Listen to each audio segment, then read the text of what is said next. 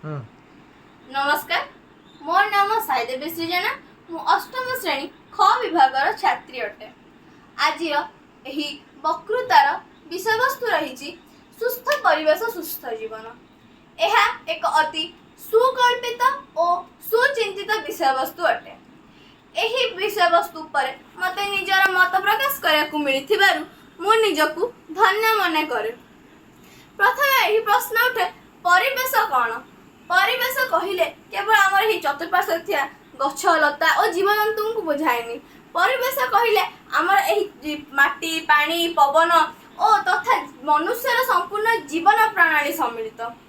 जदि आमर एही परिवेश स्वच्छ सुस्थ निर्मल रहिबो तेबे आमे मध्य सुस्थ और सुखी रहि परिबा। आपण माने जानिछंती बहु काल बहु वर्ष पूर्वरु मनुष्य और परिवेश मध्य एक अटूट संपर्क रही आसी। जेपरी जल बिना माछ बंची पारे ना सेपरी एक सुस्थ परिवेश बिना मनुष्य मध्य एक सुखी और सुस्थ जीवन व्यतीत करि पारे ना। तो एई परिवेशटी आमर दूषण होची कहा पे?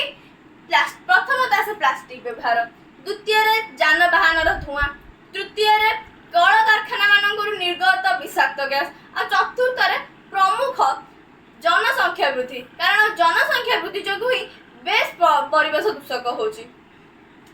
तो यही सब दूषण गुड़िक आम परिवेश को किसी एहीपरि दूषित कर। प्रथमतः आसुची श्वासक्षय, द्वितीयतः आस्थमा, तृतीय रे त्वचा रोग तथा कैंसर भली रोग मध्य होची।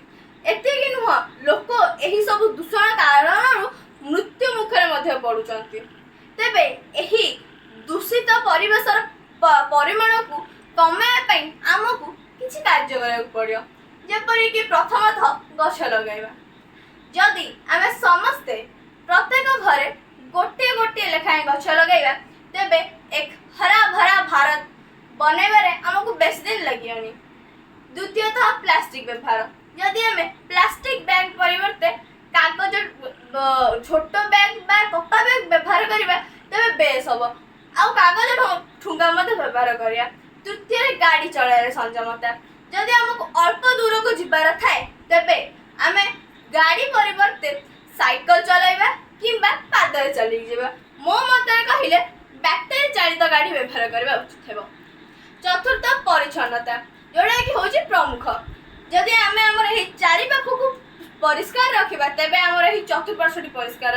जदि हमर चतुर्पार्श्वटी परिष्कार रहबो तेबे हमर एही परिवेशटी मध्य परिष्कार रहबो। जदि हम परिवेशटी परिष्कार रहबो और सुस्थ रहबो तेबे आमे मध्य सुस्थ रहबा। जदि आमे सुस्थ रहबा तेबे आमे एक सुस्थ और सुखी जीवन अतिबाहित करि परिबा।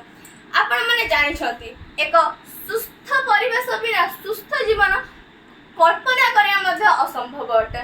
तो आपण एही पृथ्वी एही कोमल कांतर सुंदर पृथ्वी होची आम घर।